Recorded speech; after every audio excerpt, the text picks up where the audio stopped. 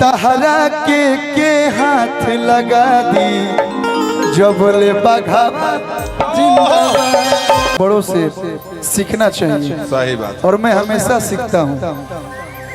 और आप जितना प्यार जितना सम्मान हम सभी छोटे भाइयों को देते हैं, आप ऐसे ही देते रहिए।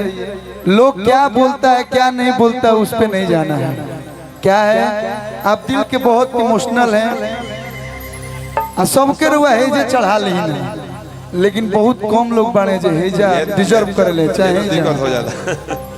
बस हम यह कहब, मैंने आपका एक दो स्टेटमेंट सुना, यहाँ लगा। आपको कुछ बोलने का जरूरत नहीं है, एक लाइन आपके लिए।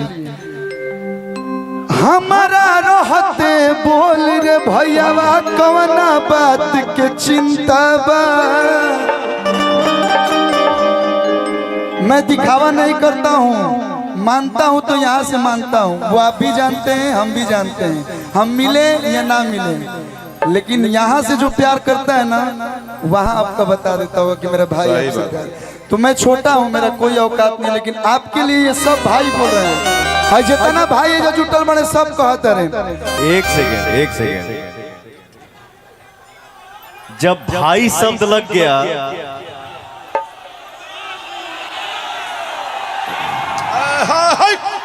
जब भाई शब्द आ गया तो वहां बेटा औकात की बात ही नहीं करनी चाहिए। भाई से बड़ा प्यार, भाई से बड़ा दोस्त कोई हो ही नहीं सकता। वाह वाह। ये सब भाई गा रहे हैं, मैं नहीं गा रहा हूँ। इन लोग की आवाज में गा रहा हूँ। बैठ जा। हमारा रहते बोलाए भैया कौना बात के चिंता बा। ये सुधीर भैया गा रहे हैं, रमेश भैया, सब लोग।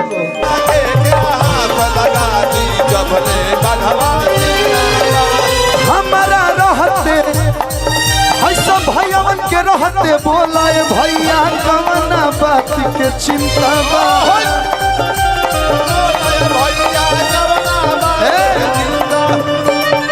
ये एक दो परिवार किसी के साथ रहते तो लोग ऐसे चलेला। पूरा दुनिया, पूरा इंडस्ट्री, पूरा लोग आपके साथ है।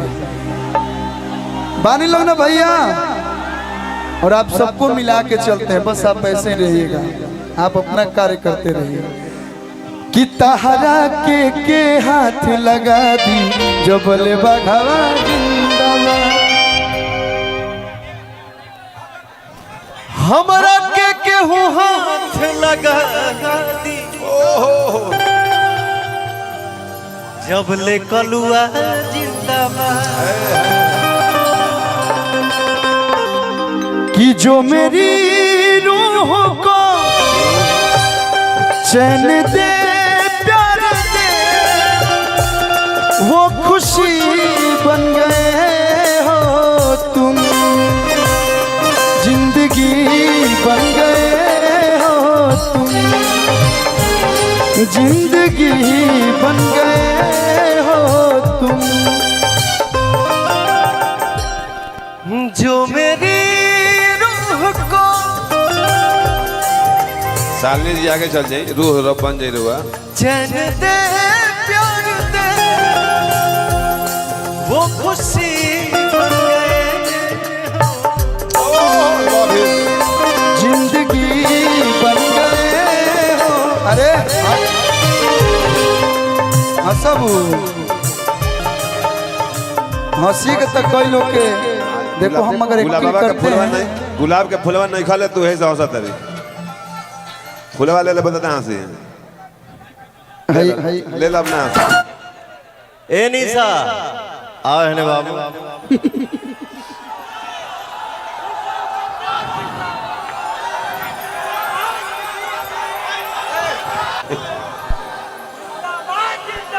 जिंदाबाद जिंदाबाद।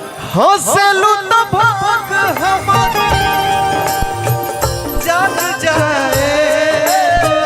हंसलू तो भाग हमारा जाग जाए। हमारो जा हमारो तोहरे के लाग जाए। जा हमारो तोहरे के लाग जाए।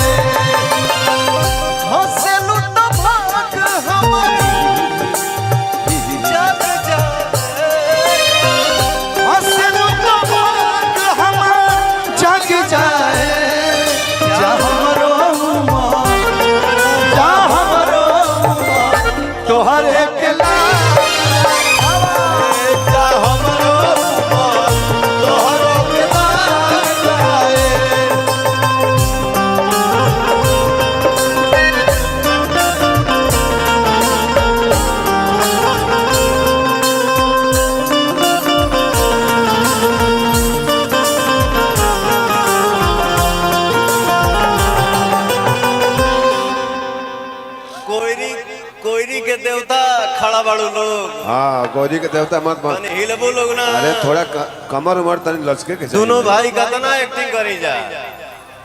बताइए हीरो कमर लचका रहा है, हीरोइन खड़ी है। थोड़ा आप लोग भी थोड़ा डांस और रोमांस की दुनिया में चले। लगाओ हो